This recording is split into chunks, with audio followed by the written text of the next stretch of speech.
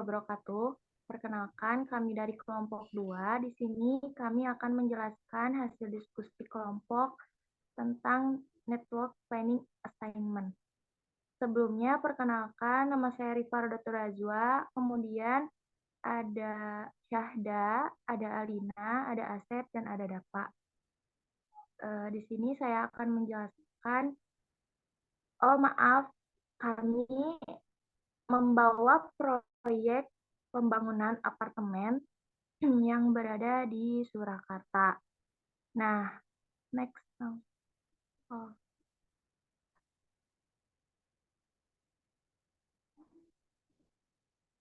Stop. Di sini saya akan membacakan deskripsi proyek dari paragraf 1 sampai 3 ya. Apartemen adalah tempat tinggal yang terdiri atas ruang duduk, kamar tidur, kamar mandi, dapur, dan sebagainya, yang berada pada satu lantai bangunan bertingkat yang besar dan mewah, dilengkapi dengan berbagai fasilitas kolam renang, pusat kebugaran, toko, dan sebagainya. Apartemen Al-Azhar Icon adalah sebuah proyek hunian vertikal yang menawarkan konsep yang berbeda dengan apartemen lainnya. Perbedaan ini baik dari segi bangunan maupun pengelolaannya. Dari segi bangunan, setiap unit ada speaker yang nantinya diperdengarkan suara adzan setiap masuk waktu sholat. Ada pula murotal. Tak ketinggalan berbagai kajian siap digelar di Al-Azhar Icon. 1, 2, 3. Apartemen Al-Azhar Icon hadir di kota Solo dengan menawarkan hunian vertikal bernuansa Islami. Selain berkonsep modern, apartemen yang berada di Jalan Mojo nomor 2 Karangasem Laweyan Solo ini terletak strategis dekat dengan pusat kota, jalur keluar masuk tol, Hotel Alana, dan Bandara Adi Sumarmo. Selanjutnya akan dilanjutkan oleh Alina.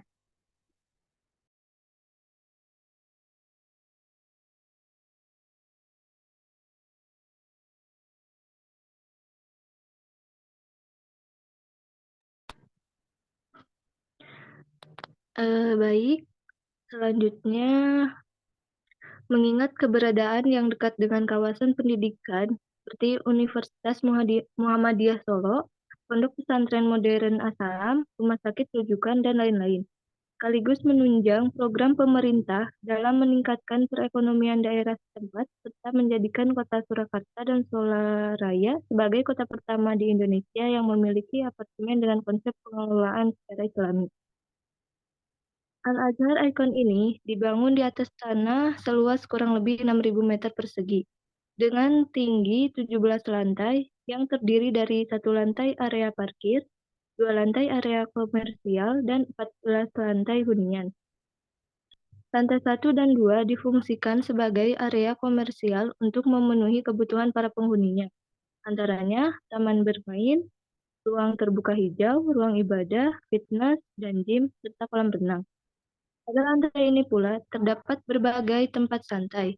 Kemudian, jumlah unit komersial totalnya 30 unit, meliputi lantai 1 18 unit dan lantai 2 12 unit. Jumlah unit hunian totalnya ada 531 unit. Terdiri dari tipe studio, yaitu ruangan langsung kamar, sebanyak 294 unit. Tipe 1 bedroom yaitu 1 kamar plus ruang tamu sebanyak 14 unit, dan tipe 2 bedroom yaitu 2 kamar sebanyak 223 unit. RAB pembangunan apartemen ini sebanyak 500 miliar. Selanjutnya akan dijelaskan oleh Sahda.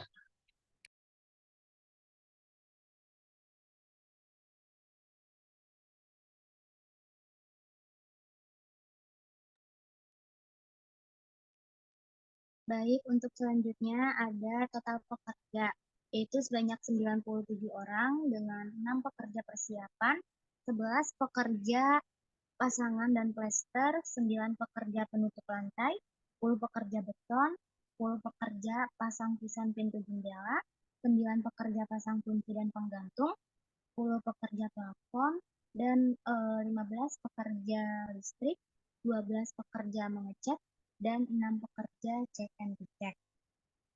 Apartemen Al-Azhar Icon Surakarta merupakan alternatif tepat pilihan Anda. Bukan sekedar untuk hunian, melainkan komunitas kehidupan untuk bersama-sama berhijrah untuk menjadi lebih baik dalam segala hal. Mengingat, tidak hanya fasilitas hunian yang bernuansa Islami, tetapi juga pembiasaan kultur agamis yang disediakan dan disiapkan khusus untuk para penghuni, yang tidak akan didapatkan pada apartemen-apartemen lainnya. Nah, desain dari apartemen Al-Azhar ini ada studio, kemudian ada 1 bedroom, dan juga ada desain untuk 2 bedroom. Untuk selanjutnya, yaitu mengenai tabel urutan pekerja proyek yang akan disampaikan oleh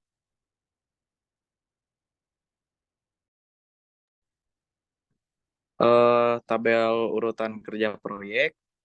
Kode kegiatan A adalah kode aktivitas pekerjaan persiapan dengan tidak memiliki aktivitas pendahuluan dan memiliki waktu 7 bulan.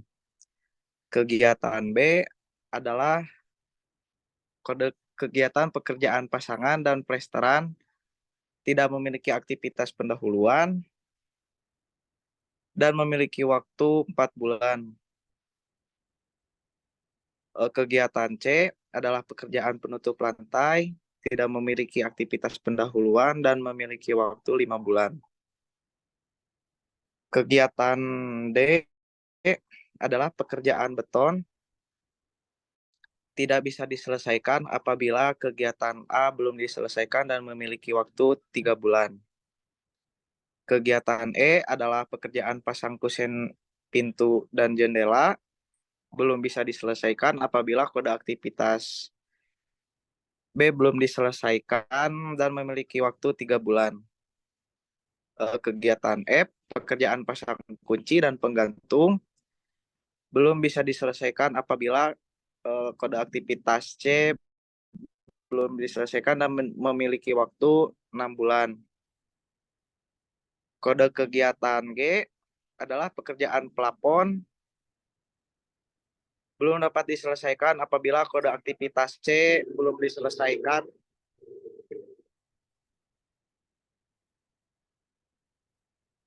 Kode aktivitas C belum diselesaikan dan memiliki waktu 6 bulan.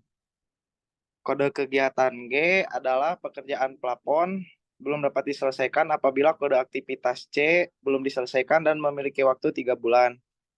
Kode kegiatan H adalah pekerjaan instalasi listrik, belum dapat diselesaikan apabila kode kegiatan E dan F belum diselesaikan dan memiliki waktu 5 bulan. Kegiatan I adalah pekerjaan pengecatan, belum dapat diselesaikan apabila kegiatan D belum diselesaikan dan memiliki waktu 6 bulan. Kegiatan J adalah pekerjaan check and recheck, belum dapat diselesaikan apabila kode aktivitas H dan G belum diselesaikan dan memiliki waktu 3 bulan. Selanjutnya akan disampaikan oleh Dapa.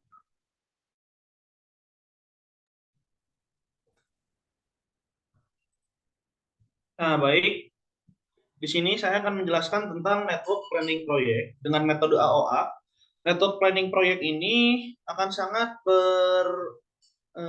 erat hubungannya dengan tabel urutan kerja proyek yang tadi dijelaskan oleh Asep. Karena network planning proyek ini adalah bisa disebut instalasinya ya dari pengerjaan tabel urutan kerja proyek yang tadi. Nah, bisa kita lihat di sini ada pada tahap pertama itu ada A, B, dan C.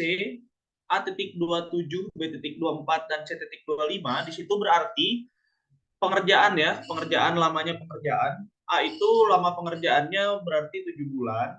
Nah, pekerjaan A ini adalah pekerjaan persiapan. B itu pekerjaan pasangan dan plesteran. Waktu pengerjaannya itu 4 bulan. C itu adalah pekerjaan penutup lantai. Dan waktunya itu membutuhkan waktu selama 5 bulan ya. Nah, kenapa ini sejajar lurus seperti ini? antara A, B, dan C karena ketiganya itu sama-sama tidak memiliki aktivitas mendahului atau bisa diartikan tidak ada aktivitas yang harus didahulukannya dulu. Jadi A, B, dan C ini sama-sama adalah tahap awal dalam pekerjaan ya. Nah, lalu kita maju ke yang D. D.23. D itu adalah pekerjaan beton dengan waktu pengerjaannya selama 3 bulan. Nah, namun berbedanya dengan yang tadi, dengan yang ABC, D ini memiliki pekerjaan atau aktivitas mendahului. Aktivitas yang didahulukannya itu adalah aktivitas A. Maka dari itu, kenapa D itu disimpan di depan A? Itu karena aktivitas yang harus didahulukan dari D itu adalah A. Maka jika pengerjaan A belum dikerjakan, pengerjaan D itu belum bisa dikerjakan. Maka pekerjaan beton itu tidak bisa dilakukan sebelum pekerjaan persiapan itu dilakukan terlebih dahulu. Nah, lalu kita ke pekerjaan kegiatan yang E ya. E.23 itu memiliki arti pengerjaan E yang mana pekerjaan pasang pintu, kusen, dan juga jendela itu membutuhkan jangka waktu 3 bulan. Nah, sama seperti yang D, E juga memiliki aktivitas mendahului, yang mana di sini aktivitas yang mendahuluinya itu adalah B. Maka dari itu, E itu kita simpan di depan B, karena E tidak bisa dilakukan jika B belum dilakukan terlebih dahulu. Pekerjaan pasang kusen pintu dan jendela itu harus dilakukan pengerjaan pasangan dan plesteran terlebih dahulu, baru bisa dilakukan pekerjaan pasang kusen pintu dan jendela. Maka dari itu, kita taruh di depan yang B. Nah, lalu kita maju lagi ke pengerjaan yang F nih. Pengerjaan yang F.26.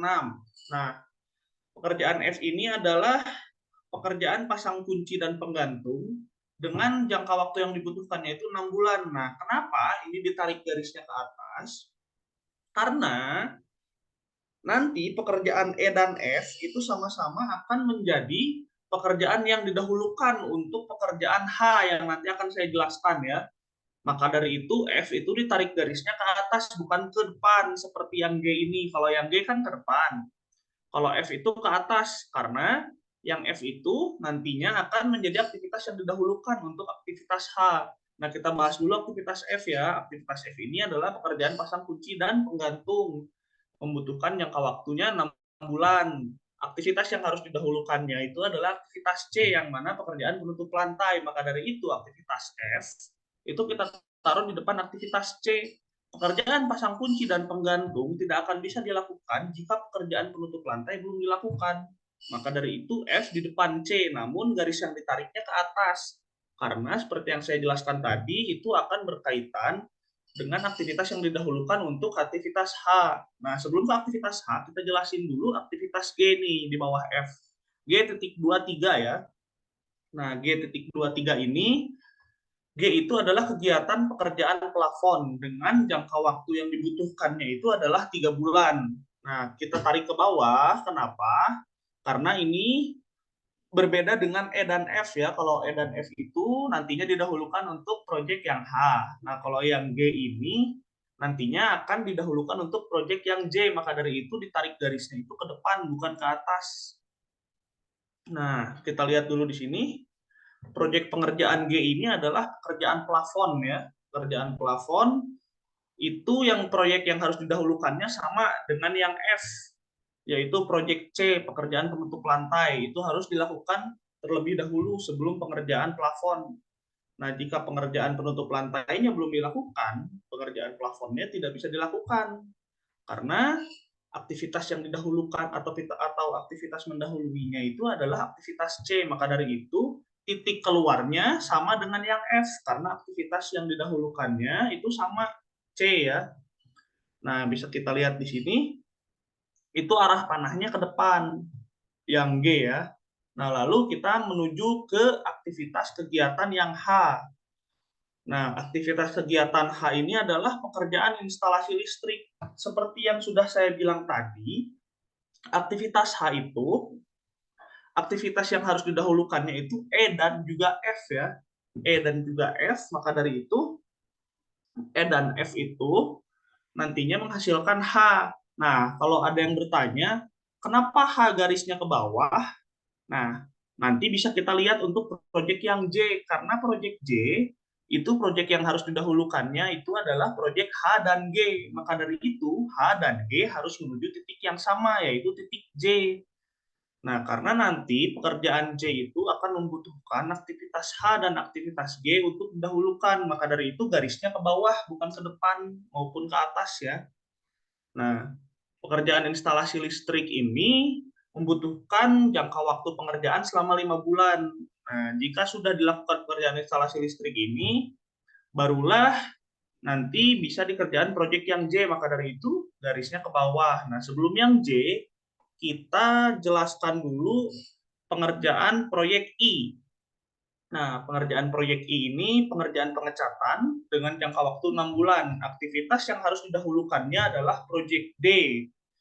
Maka dari itu, kegiatan I ini harus ditaruh di depan kegiatan D, karena kegiatan I tidak bisa dilakukan jika kegiatan D, pekerjaan beton, itu belum dilakukan. Setelah pengerjaan beton, barulah bisa dilakukan pengerjaan pengecatan. Maka dari itu, pengerjaan pengecatan itu ditaruh di depan D dan menuju ke titik akhir yang sama dengan titik J ya. Dengan yang J itu menuju titik akhir yang sama, yaitu tahap akhirnya ya. Nah, setelah titik I selesai, setelah pengerjaan I selesai, kita ke pengerjaan J, yaitu pengerjaan lain-lain. Nah, pekerjaan lain-lain ini bisa kita sebut dengan mungkin tahap finishing atau check and recheck ya.